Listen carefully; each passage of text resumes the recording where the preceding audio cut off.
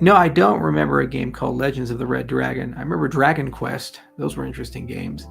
Game development is such an amazing thing. You know, people tend to scoff at it, be like, "Ah, you're a game developer." Bah.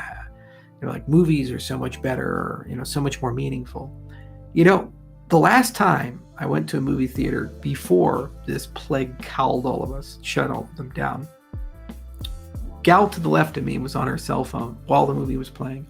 The guy to the right of me, I went alone, was on his cell phone while the movie was playing. And I'm just thinking to myself, they spent millions of dollars and all this time to put this amazing narrative together to have you experience it. And you're so divorced from being able to just relax, enjoy, and watch something that you're on your cell phone while the movie is playing because you need to be somewhere else and you're only half paying attention to the movie. So that storytelling medium is compromised because the consumers of that storytelling medium are no longer capable of giving it its due. A storyteller is only as effective as the audience. There's a reciprocal relationship. It's not good enough just to be a good storyteller. You have to have a good audience, and they have to be in it. They have to be in the moment. They have to be experiencing it with you. I love good storytellers. So game developers are the last bastion of effective storytelling we have, because the people who play games are absorbed in the games. They're in the moment. They're there. They're in flow. They're focused on them. They care about the characters. Kratos isn't just a character in God of War. Kratos is like something people connect to, relate to. A great example would be in Red Dead Redemption 2, when the protagonist gets tuberculosis. You're playing this character.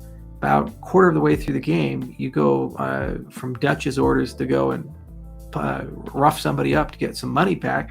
He coughs on you, you get tuberculosis from it. And throughout the game, you get sicker and sicker and sicker and sicker until your player character dies of it. There were legitimate people who actually talked to psychologists after this because it's so traumatized and bothered them having this person die that they took it like a death in the family. Think about that. You can't tell me that storytelling hasn't evolved in that form if people have that kind of emotional reaction to something. So in essence, video games are that last medium that you have to actually be able to tell a story in a way that has that kind of impact on people. You can imagine thousands of years ago, before we were all perpetually distracted, Homer, the blind bard in Greece, telling people about the Odyssey and Odysseus and these things, and probably had that level of passion with his audience. We have somehow managed to resurrect Homer in a digital medium and give that one more time to people in such a beautiful and forgiving medium, and a broad and vast medium. And I tell you, some of the best days I've had when I've gotten off from work and I finally finished all the Cardano work for the day are just sitting down and with my notebook and my pen, the same ones that I use to create Cardano, start writing out the plot for the game I bought, Legends of Valar. There's the enhanced edition. We got to fix it up. And I bought a whole book on game mechanics.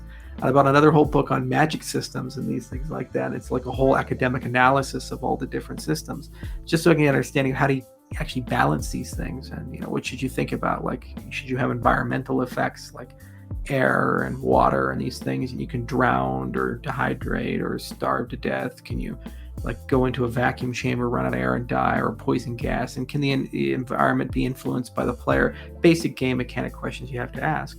But then at the end of the day, what story do you want to tell? What do you want people to feel? What emotions do you want them to have? Do you want them to care about the characters? I mean, I sure as hell cared about some game characters from video games I played in the past. So much so that I sometimes would buy action figures of them, or things like that. People cosplay these characters, and every year they go back to them year after year. I'd like to be able to create something that has that kind of fervor and delight and love. And it's really inspiring to be able to do that. And I haven't felt that same inspiration since the days I was doing mathematics, but it's much more free and open, and you have more tools at your disposal.